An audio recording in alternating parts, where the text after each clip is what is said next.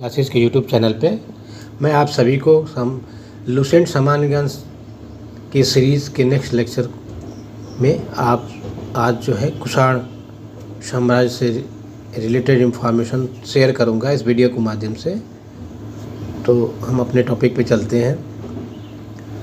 पहला जो है सबसे पहले आए, उसके बाद कुषाण आए। कुषाण जो थे उनको यूची या तोखरी भी कहा जाता था।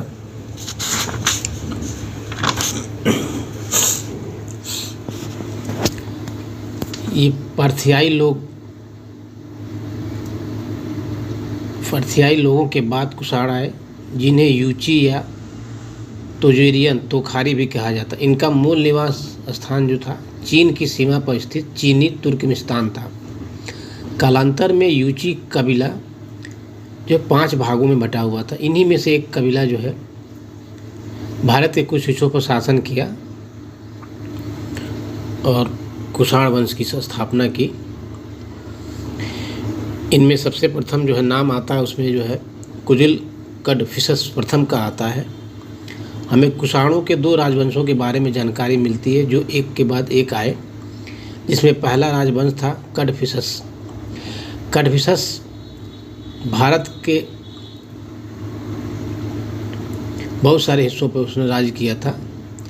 कड़फिसस प्रथम के प्रारंभिक सिक्कों के मुख्य भाग पर यूनानी राजा हर्मियस की आकृति है और पृष्ठ भाग पर उसकी अपनी। इसका अर्थ यह हुआ कि वह पहले यूनानी राजा हर्मियस के अधीन था।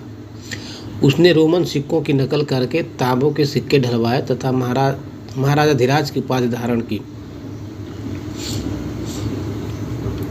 और यह जो है कुषाण वंश का संस्थापक था। उसके बाद भीम कड़फिसस द्वितीय आता है। इसने सिंधु नदी पार कर से तक्षशिला तथा पंजाब पर अधिकार किया। इसने सर्वप्रथम भीम कड़फिसस जो है अगर देखें तो इसी ने भारत में कुषाण सत्ता की स्थापना की। उसने बड़ी संख्या में सोने के सिक्के चलवाए। यह शैव मत का अनुयायी था। इसके कुछ सिक्कों पर शिव, नंदी तथा त्रिशूल की आकृतियाँ मिलती हैं। उन्हें महेश्वर की उपाधि धारण की। भारत में सर्वप्रथम सोने के सिक्के भीम कड़फिसस ने चलाए थे। इसके बाद नाम आता है कनिष्क का। जो इसका जो समय है वो 78 ईस्वी के आसपास का है और यह इस वंश का महान शासक था। अगर हम वेनसांग के विवरणों से देखें तो गंधार कनिष्क के अधीन था। कश्मीर पर अधिकार राजतरंगड़ी से प्रकट होता है। सुई बिहार लेख से सिंध पर और मनिक्याल अभिलेख से पंजाब पर कनिष्क का अधिकार प्रकट होता है। इतिहास में कनिष्क का नाम 2 कारणों से प्रसिद्ध है। पहला, उसने 78 ईस्वी में एक संवत चलाया जिसको शक संवत कहते हैं। आज भी यह संवत भारत में सरकार द्वारा प्रयोग में लाया जाता है। दूसरे, उसने बौद्ध धर्म का मुक्त हृदय से संपोषण और संरक्षण किया था। इसी के समय में कश्मीर के कुंडलवन में वसुमित्र की अध्यक्षता में 4थी बौद्ध संगीतनी की आयोजन हुआ था। इसमें बौद्ध ग्रंथों के ऊपर टीकाएं लिखी गई जो विभाष शास्त्र कहलाती हैं। कनिष्क की प्रथम राजधानी पेशावर पुरुषपुर थी तथा दूसरी राजधानी उसने मथुरा को बनाया था। कनिष्क ने कश्मीर को जीतकर वहाँ का कनिष्कपुर नाम का एक नगर बसाया। उसने कासगढ़, यारकंद और खोतान पर भी विजय प्राप्त की। कनिष्क ने पेशावर में एक स्तूप और एक विहार का निर्माण करवाया जिसमें बुद्ध के अस्थि अवशेषों को प्रतिष्ठित करवाया। खुदाई में इस स्तूप को बुद्ध, इंद्र, ब्रह्म और कनिष्क की मूर्तियाँ यहाँ पे मिलती हैं। महास्थान बोगरा में पाई जाने वाली सोने की मुद्रा पर कनिष्क की एक बड़ी मूर्ति भी आपको देखने को मिलेगी। मथुरा में कनिष्क की एक प्रतिमा मिली है जिसमें उन्हें घुटने तक चोंगा और पैरों में भारी जूते पहने हुए दिखाया गया है। कनिष्क ने पाटलिपुत्र पर आक्रमण कर वहाँ से प्रसिद्ध विद्वान अश्वघोष, बुद्ध का भिक्षा पात्र और एक अनोखा कुट प्राप्त किया था। कनिष्क द्वारा जारी किए गए तांबे के सिक्के पर उसे बलि करते हुए दिखाया गया है। कनिष्क ने ये बोला था, मैं उत्तर को छोड़कर शेष तीनों क्षेत्रों को जीत लिया है, जैसा कनिष्क ने बोला था।